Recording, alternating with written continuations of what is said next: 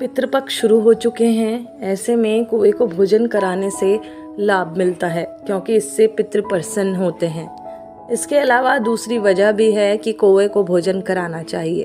दरअसल पौराणिक मान्यताओं के अनुसार भादो माह में कौवे प्रसव करते हैं, तो ऋषि मुनियों ने इस वक्त उनके लिए भोजन अपनी छतों पर रखने की व्यवस्था करने के लिए कहा है।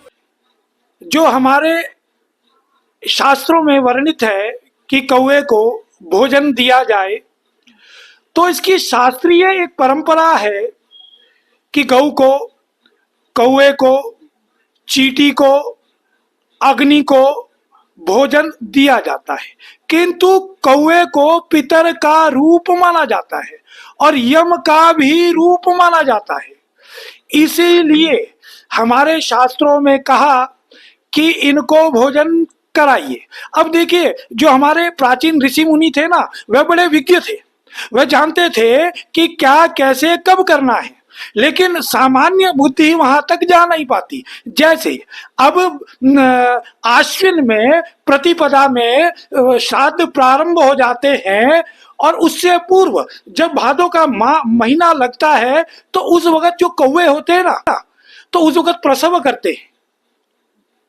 उस वक्त हमारे ऋषि जानते थे कि ये इधर उधर कहीं दूर नहीं जा पाएंगे। उसके निमित्त ऋषियों ने यह परंपरा स्थापित कर दी कि उस कौवे के लिए या उसके परिवार के लिए हम अपनी छत में उसके लिए व्यवस्था कर देंगे, जिससे उसे इधर उधर भागने की आवश्यकता ना करनी पड़े, परिश्रम करने की आवश्यकता ना, जिससे उनको कष्ट ना हो। इसीलिए हमारे शास्त्रों में कौवे को भी अन्न देने का विधान बनाया गया। जो शास्त्रीय परंपरा है, इसको समझने के लिए बड़ा बुद्धि विवेक चाहिए और अनेक ग्रंथों का सार भी चाहिए। जब हम कौवे को देते हैं, हम यह मान के चलते हैं कि हमारे पितर क्या हो गए, प्रसन्न हो गए। अब दूसरा कार्य यह है कि आज समाज क्या हो गया, धन कमाने के लिए अंधाधुन लकड़ियां काट रहा है, पेड़ काट रहा है, व्यवस्थाएं खराब कर रहा है, अन्न भी दूषित हो गया। आज कौवा इत्यादि यदि शहरों में किसी के प्रति का निर्भर रहता है, तो अन्न के प्रति ही निर्भर रहता है और अन्न आजकल दूषित हो गया।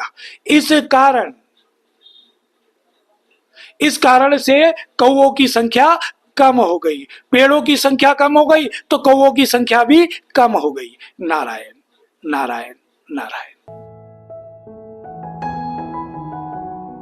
लोकल 18 के लिए देहरादून से हिना आजमी की रिपोर्ट।